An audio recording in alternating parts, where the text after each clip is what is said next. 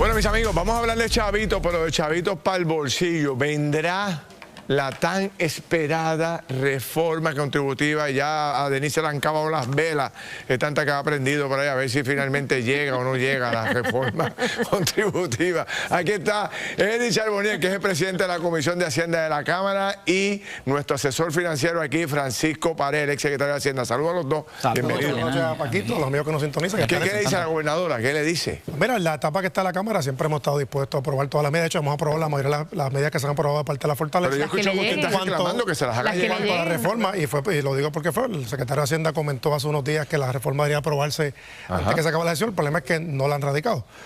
Sí hemos visto los modelos, lo hemos discutido con la gobernadora, con el componente fiscal, igual con el Comité Especial de Reforma Contributiva que era la gobernadora.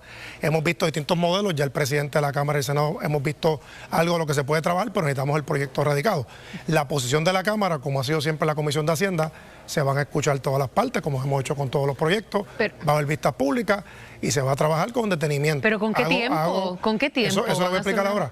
La sesión culmina el 18 de noviembre. No se descarta que exista una posibilidad, una extraordinaria, que había un término constitucional de 20 días para trabajarla, pero nosotros vamos a trabajar las cosas como tiene que ser, con detenimiento, viendo los números que hacen falta, reconociendo que es importante darle justicia a la gente, lo vamos a hacer. Ok, reconociendo, ¿verdad?, que el tiempo es fundamental. Y segundo, para que la gente tenga un beneficio contributivo, tendría que aprobarse en qué año la reforma para que esto pueda ser, porque esto es prospectivo, no puede ser retroactivo, ¿correcto? El mundo ideal lo hubiesen radicado antes, quizás estuviéramos hablando de cómo trabajarlo para el próximo ciclo contributivo. La realidad es que el secretario, en una vista pública que estuvo en la Cámara, mencionó que podía hacerlo en un tiempo, luego mencionó que había que radicarlo para el próximo ciclo contributivo, pero nosotros vamos a tenerlo en la Cámara. Secretario, ¿cómo lo ve usted? Bueno, yo he visto cambios que han sido implementados inmediatamente, han habido cambios que se tiene que pedir más tiempo de implementación.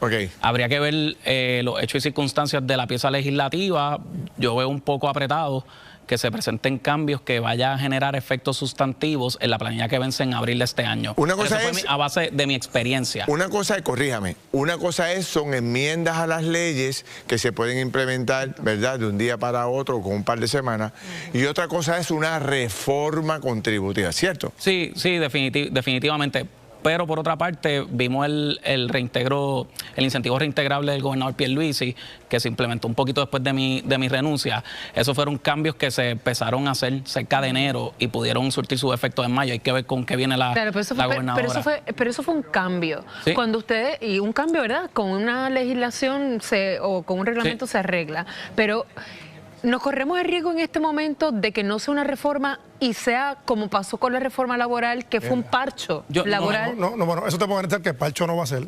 Lo que hemos visto en los modelos que se están trabajando es poder bajar las tasas contributivas sustancialmente. Una vez se radica la medida, vamos a tenerla, pero ciertamente lo que estamos buscando es bajarlo. Para efectos de Hacienda, el compañero fue secretario, ganarte más de $41.500, tú tributas 25%. Pero te ganan más de $61.500, 33%. Ese salario, quizás en los 80 o en los 90, era mucho dinero. Hoy día, con la inflación, no es un dinero. La última vez que se discutió aquí una reforma fue bajo Alejandro García Padilla. Eliminar el IVU, poner el IVA, eliminar contribución sobre ingresos. Esos son reformas. ¿Algo así es lo que viene o es meros cambios de tasas contributivas? Alex, porque tuviste la reforma en cuanto a los procesos contributivos más grandes que ha visto Puerto Rico en las pasadas 2 décadas y se llama SURI. Pueden haber reformas de la forma y manera en cómo uno interactúa con el Estado, pueden haber reducciones en tasas contributivas. Bueno, yo no quisiera de alguna manera quitarle méritos a lo que puedan ser cambios contributivos. Todo va a depender de la simplificación del contribuyente, qué cosas en la economía se quieren influenciar y cómo la van a poder repagar. Y para que se pueda aprobar lo dividimos en distintos proyectos. Lejos de hacer un ómnibus, que es incluir todas las medidas, muchas medidas en una, se dividió a poder adelantar el proceso contributivo de una forma, cuentas able en otra, la reforma baja al individuo en otra. O sea, se está dividiendo distintos proyectos para poder trabajar más rápido. Con el conocimiento que ustedes tienen del dinero que tiene el gobierno en sus manos y en la caja, ¿cuánto tiempo puede aguantar Puerto Rico para seguir pagando el dinero del PAN si sigue el tranque del gobierno federal? Por ejemplo, hoy la directora de PRAFA dijo que tienen ya los 50 y pico de millones para la semana que viene, que es la que ya termina. Este viernes termina el PAN, la semana que viene la cubriría el gobierno de Puerto Rico. ¿Cuánto más puede aguantar Puerto Rico? Yo no creo que sea un ejercicio exclusivamente cuánto puede aguantar el Fondo General, porque se quemaría lo que con tanto esfuerzo le ha dado el gobierno de Puerto Rico, replantearse todo el esquema financiero. Yo creo que el que no debe ser el único ejercicio, cuántos días aguanta el gobierno de Puerto Rico sustituyendo los fondos federales. Si los fondos federales lo apagan, aquí va a haber una verdadera crisis, que no creo que eso es lo que vaya a ocurrir porque han habido otros cierres y han podido llegar a acuerdos, no, definitivamente no, pero pretender que el Fondo General cubra todas las obligaciones que se tienen con fondos federales es casi matemáticamente imposible. Pero en este caso esto es algo bien importante, estamos hablando de los alimentos de nuestra gente, principalmente en Acción de Gracias, el costo mensual de fondos federales es $206 millones, la sección 17 del presupuesto establece una reserva de emergencia de $1.3 billones. Vamos a dialogar con la Junta, el presidente de la Cámara y yo empezamos ese diálogo ya, para poderlo identificar. Ya la secretaria dijo que la primera quincena, lo anunció Fortaleza, se va a cubrir con fondos propios del NAP, de fondos federales. Ya la segunda en adelante, vamos a identificar los fondos para que a la gente no le falte su dinerito del PAN. Cogiéndolo de fondo de emergencia. La propuesta que vamos a traer se llama reserva, no un fondo. O sea, en la sección 17 del presupuesto, la reserva de emergencia.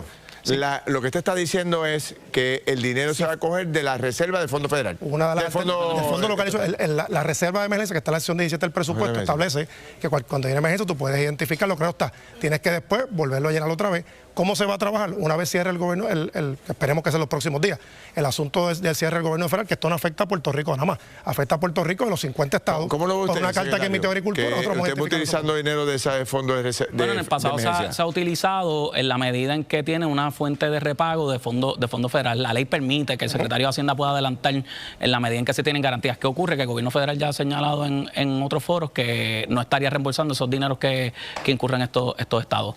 Aquí estamos en un ejercicio, en un juego político entre los demócratas y republicanos, que son fichas de tranque. Bueno, vamos a ver qué va a pasar y que la gente no se nos quede sin que le llegue el chequecito de alimentos. Sin duda alguna, seguimos analizando todos los días. Gracias a los dos por la orientación y ustedes allá en su casa para que estén un poco más tranquilos los que reciben esa ayuda. Voy con Kimberly y regresamos con la última entrada.